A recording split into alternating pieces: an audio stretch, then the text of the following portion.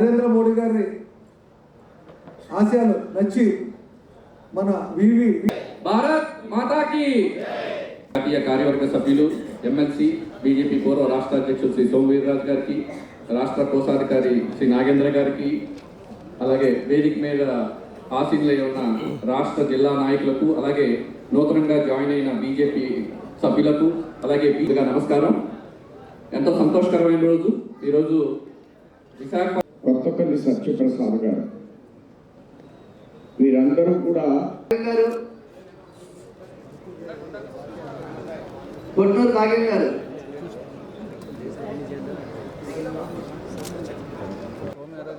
కనకాల నవరత్నం గారు,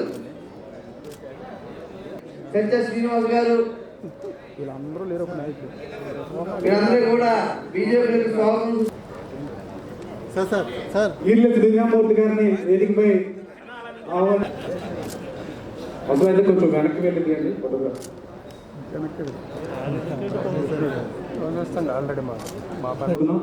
ఇప్పుడు మన జిల్లా అధ్యక్షులు పరశురామరాజు గారిని అధ్యక్షత వహించవలసిందిగా కోరుతున్నాం.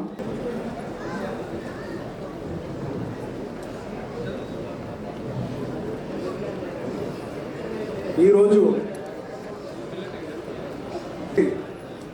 రాష్ట్ర మాజీ అధ్యక్షులు అలాగే ఎమ్మెల్సీ ఆశా జ్యోతి మనందరికీ ధైర్యం ఇచ్చినటువంటి మన భారతీయ జనతా పార్టీ వారు మాట్లాడుతూ ఒక విషయాన్ని చెప్పారు.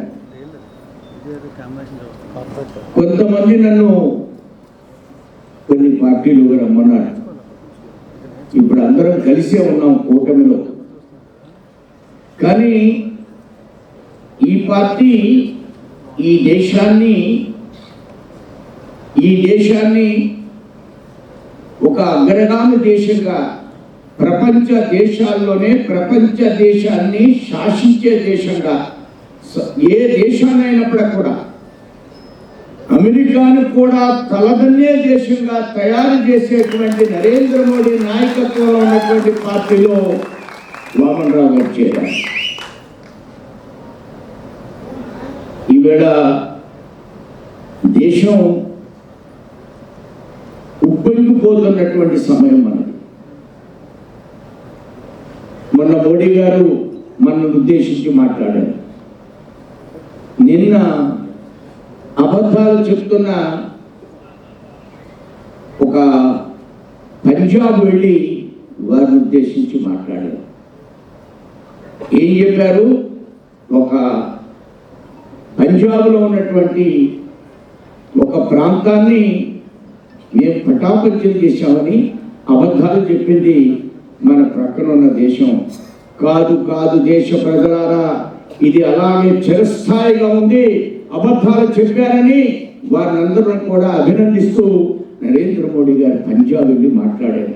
దేశ ప్రజలందరూ కూడా, ప్రపంచ ప్రజలందరూ కూడా, ప్రపంచ దేశాలందరూ కూడా నోరు ఎక్కలేనటువంటి పరిస్థితిని క్రియేట్ చేసినటువంటి పెద్దలు శ్రీ నరేంద్ర మోడీ గారు.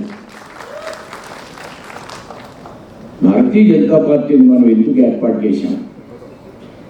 కొన్ని రాజకీయ పక్షాలు, కాంగ్రెస్ పార్టీ, ఈవేళ కాంగ్రెస్ పార్టీ నాయకుడు మాట్లాడుతున్నాడు, యుద్ధాన్ని ఎందుకు విరమించారు? రాహుల్ గాంధీ, మల్లికార్జున్ ఖర్గే మాట్లాడుతున్నాడు, యుద్ధాన్ని ఆపడం కాదు, పాకిస్తాన్ వాళ్ళు చెట్టీలు తడిపేసుకుని యుద్ధాన్ని ఆపమని కాళ్ల బేరాలకు వచ్చిన సందర్భంలో యుద్ధాన్ని నిర్వహించడం జరిగింది. అసలు పాకిస్తాన్ ఎందుకు ఏర్పడింది? కాశ్మీర్ అనే దానికి లాంటి రాష్ట్రం మన దేశంలో అంతర్భాగమైనటువంటి కాశ్మీర్ని పదే పదేగా ఒక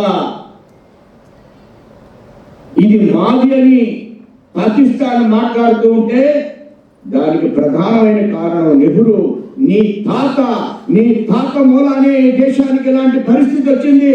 దాన్ని సరిదిద్దేటువంటి ఏకైక పార్టీ అది భారతీయ జనతా పార్టీ.